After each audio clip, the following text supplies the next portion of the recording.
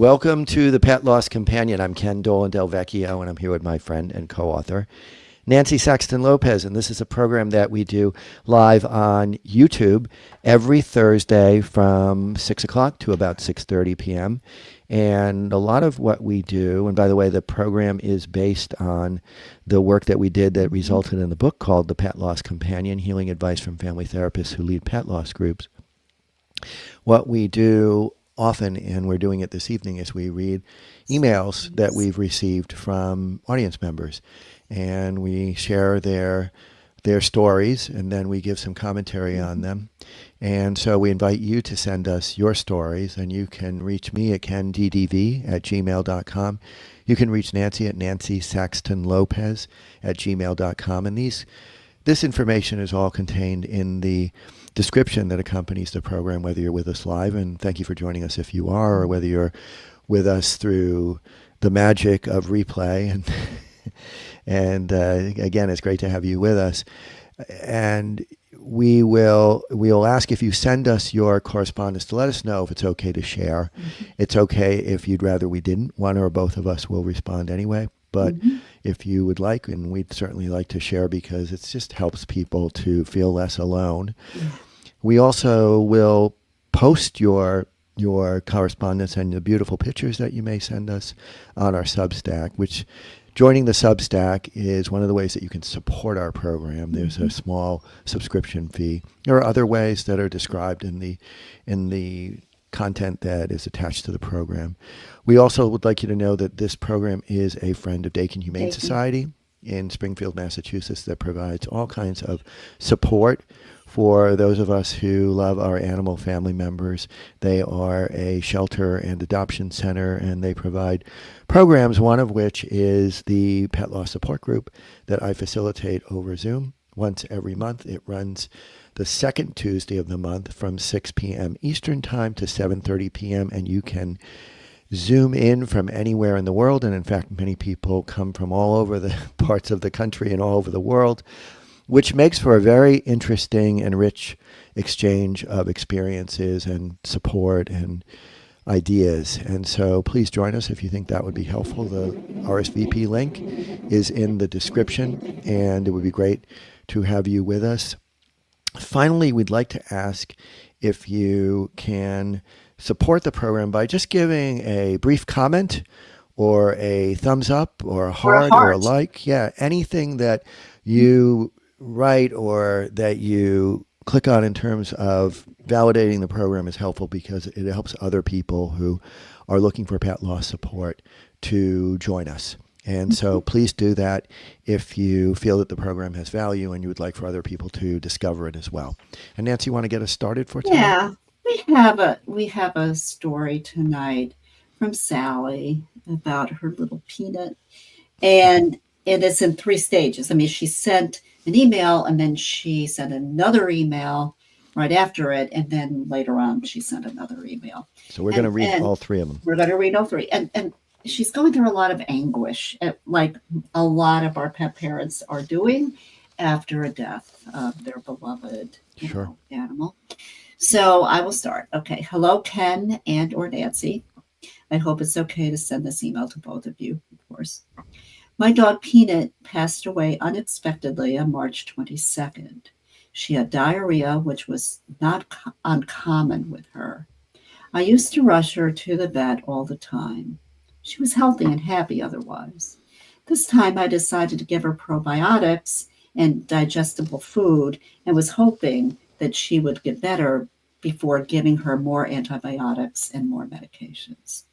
I also thought, why would I make her uncomfortable by taking her to the vet if it's not necessary? She felt a bit better, but she woke up the next morning with bloody diarrhea. I took her to the vet first thing in the morning, and her vet wasn't there. They told me to come back later, but I decided to take her to the emergency hospital. But they didn't have any doctors to see her right away, as it wasn't an emergency. That's interesting, but understandable, I guess. I asked if the tech could check her vitals. They did, and they told me everything was okay, and I don't have to take her to another vet and can monitor her. I decided to take her to another hospital so she could get tested. They tested her and took an x ray. I was on the phone with our family vet the whole time, and he told me this hospital is a big money grabber and they will ask to keep her for a few days, but take her so that they can test her. All her tests came back normal, but they said she was a bit dehydrated. They gave her fluids and medication, and I brought her home. They said that she could stay, but our own vet didn't think it was necessary, and I felt better to bring her home. I gave her meds and sat by her the whole time. My daughter and I both did. She seemed to be doing better. She walked around the house and then she was sleeping peacefully. I talked to the vet one more time and he said she's doing well and it's not an emergency, but she may have an underlying condition that we can follow up with later. My daughter and our other dog went to pick up pizza.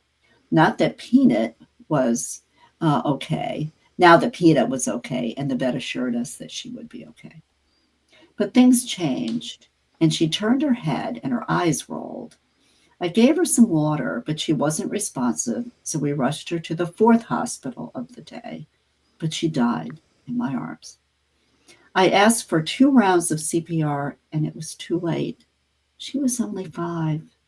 I keep thinking that this is a terrible nightmare that I'm going to wake up from. I can't function. I can't imagine my life without her, and I can't believe that I failed her, and she died right in front of me. I failed at my most simple task. She was my girl. She came to me when I had lost a dog, and she was there when I lost my dad and when my kids were away for university. I adore my dogs. I don't buy grapes because I don't want to risk anything. I never leave them alone for over 3 hours. Hold on, sorry. No matter what. I took them to the vet more than any dog owner I know.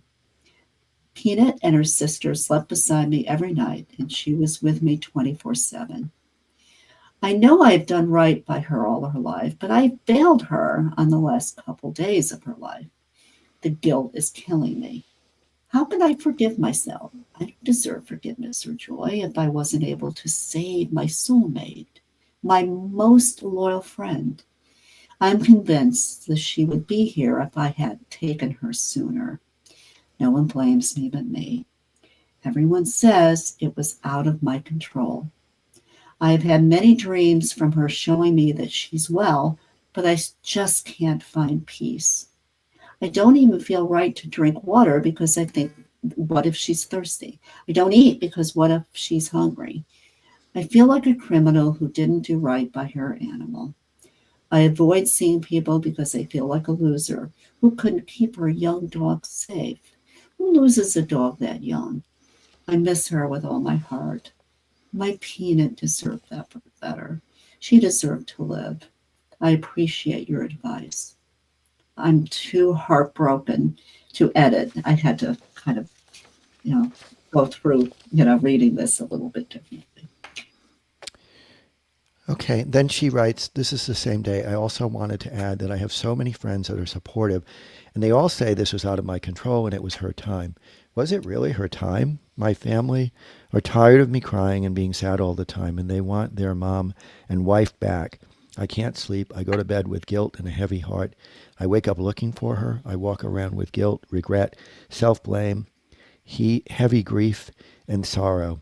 She was my Peanut. How could I let her down?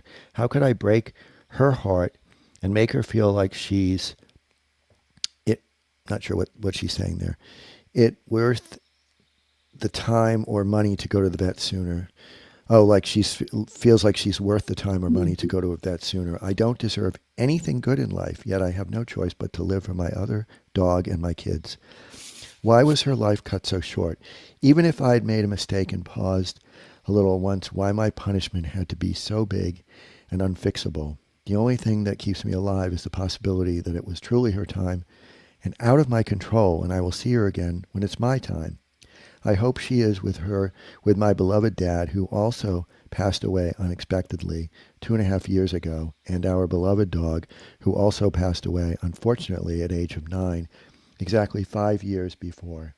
I can't believe that I'm talking about Peanut right now. How can she not be here? I just want her back. Sorry about the long emails. I started listening to your podcast today, and it's been really healing and gentle. Sally. Now, so Sally wrote again on May 31st. So that was I guess a couple weeks later. I hope you're doing well. I'd like to start by saying that I love your podcast and it gives me so much hope. I listen to a few episodes a day. I know you have talked about guilt many times, but when and if you decide to share Peanut's story or in one of your episodes, can you please talk about it again? Especially the shame that comes along with losing a young pet. When I walk around and see all her friends and siblings are still alive and she is gone, I feel like I have failed her and I was not capable or worthy of saving her life. I have 2 beautiful daughters and another dog that need me, but the guilt and the regret of losing her is killing me. I can't stop crying. I keep going back and reviewing every single minute of the last 2 days of her life. And most days I convinced myself that I could save her only if I took her to the vet a day earlier. What responsible pet owner who adores her dog loses a dog at 5 years of age? How could I let that happen? Why didn't I take her as soon as the diarrhea started? I always had. Why did I think she might feel better after I give her probiotics at home? Why didn't the vet tell me that it was an emergency and she might die? I'm so embarrassed. How can I ever forgive myself? She was so special. She was the most beautiful girl ever. How can I live without her? My heart is heavy and my heart is broken and heavy. I have contacted many animal communicators and they all say it was not my fault and it was truly her time to go. I even had a session with one and she told me the same thing. If only I could accept the fact that it was her time and out of my control, maybe I could forgive myself a little. Why did this have to happen? Even if I paused and didn't take her to the vet right away, why my punishment had to be so big and painful? She deserved the best and a long life. I would give an organ to save her. I am talking to a wonderful therapist and she is very helpful. I also have so many wonderful friends and they are all trying to help me, but I just am not able to release the guilt, the regret, and the shame. She was my beautiful baby, and she was so young. I failed my best friend. I can't even look at her pictures or go to places where we used to go together, which is everywhere. I feel like I don't deserve to have joy back in my life again. I've never been this sad, and I've had many losses in my life. Thank you for listening. So this is quite a story in that when I read this story, I think that Sally went above and beyond. Yeah. Way, way above and beyond. I mean, she took Peanut to many vets, and the symptoms she was seeing originally was not all that severe. It was some bloody diarrhea, which happens with dogs. It's happened with my dogs. Yeah, I've taken the stool sample to the vet, and they've said, there's some kind of irritation, not a big deal. Just watch it for a few days. And to give her the probiotic seems like a reasonable thing. And she said she used to rush her to the vet all the time. So she's incredibly attentive to her animal companions. And again, I think what we're seeing is this phenomenon where the people who are incredibly conscientious, often the flip side of that, when they lose their animal companion, is that they're incredibly racked with guilt because they felt so responsible. In this case, I would say over responsible. And she kept saying, who loses their dog at 5? I lost one of my chihuahuas at 5, just a little older than 5. And those things happen. These things happen. And she was being treated by a vet. And I've told this story before, but she was being treated by a vet, and I just felt like it wasn't going in the right direction. And I scheduled her to be seen at the University of Pennsylvania vet clinic by a specialist on a Wednesday, and she died. We found her dead on Monday. And a lot of guilt. But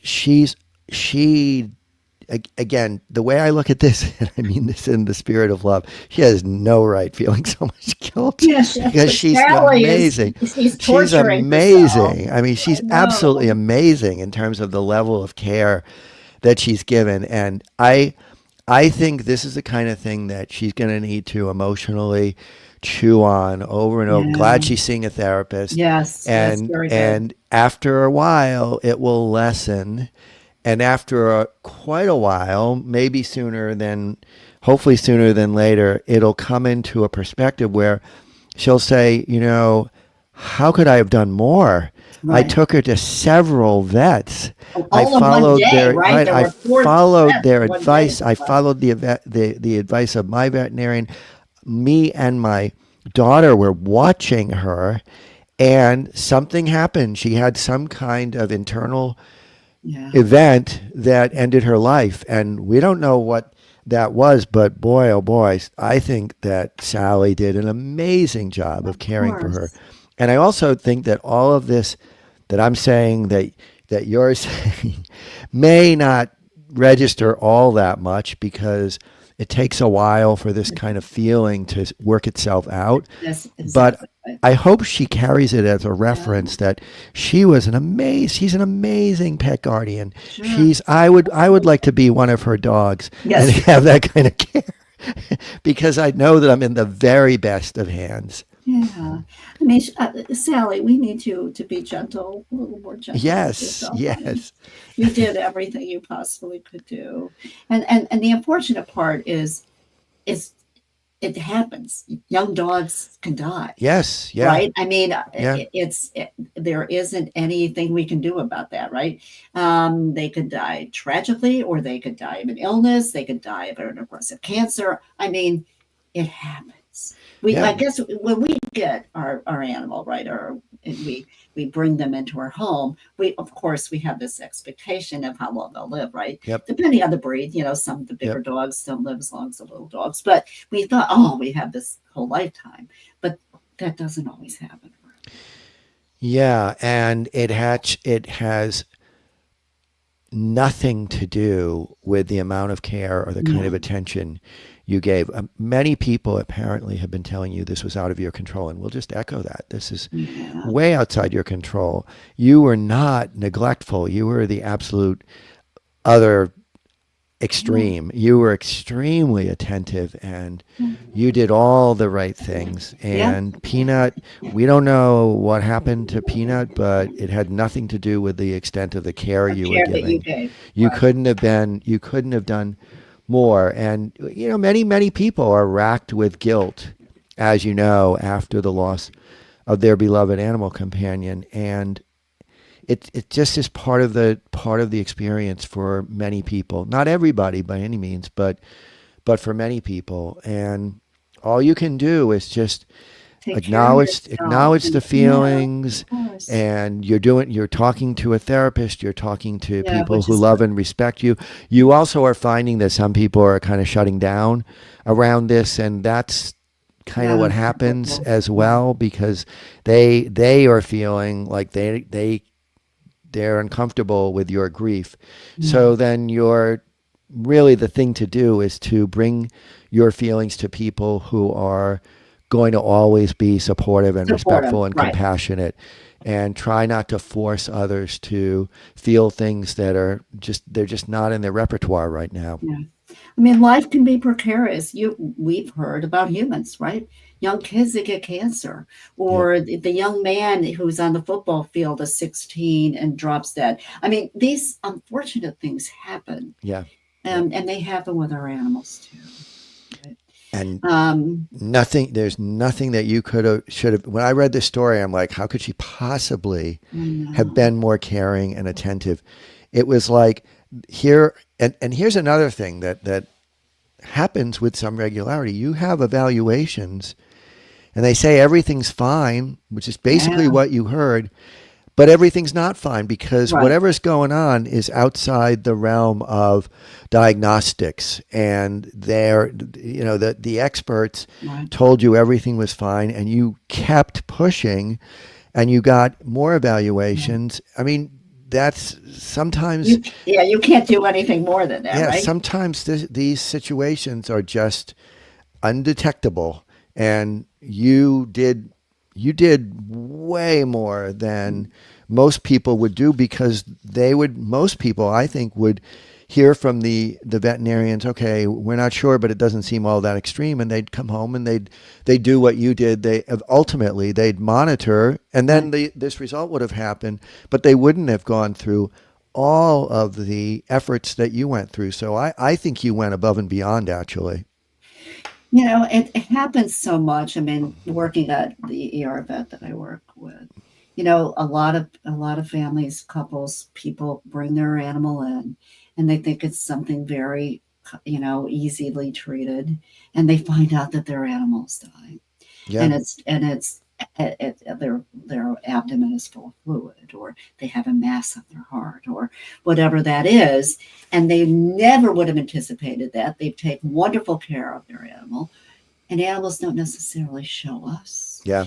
And so all of a sudden they're facing, Yeah. a decision on euthanasia. And, unfortunately, this is what happens because animals are very, very clever about not showing anything. Very stoic. Sometimes Very stoic. it's too late. Right. And then there's no knowledge, right? I mean, Yeah. I don't think the Sally will ever really know exactly what happened. And that's She hard. Yeah, That's it's hard. Sure. But I hope that she, in terms of her thinking, grasps that she gave exceptional care, and Yes. it may take some No time matter what. for the emotions to settle into that knowledge, but they will almost certainly eventually. And that's what you go for. It's like you listen to all these people, including us, who say, I don't know what she could have possibly done better or differently.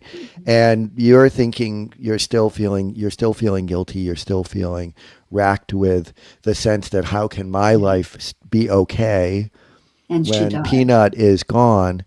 And then the another message that I'd like to leave you with is, Peanut, you love Peanut. Peanut loved you. Peanut would not want you not drinking, not taking care of yourself, Right. suffering this way. Peanut would want you to be happy, to go forward in your life, and to take good care of yourself and do all the things that give you joy because you took great care of her when she was with you. It's interesting because animals don't have an emotionality to death, right? We have it. They Yeah. don't. Yeah. And so, Peanut would never be critical or judgmental Yep. or have malice. None of I that. mean, he died or she died. But the issue is that, we are the ones that suffer so much, even if we've done the best we can. Yeah. Yeah. And so we thank you for your story. Sally. We wish you a gentle heart because, and a Mhm. peaceful heart because you Yeah. deserve it. And you deserve to feel better. And maybe you do, maybe you don't. I'm not sure at this point. It's been Takes a some few time. weeks. It's been a few weeks.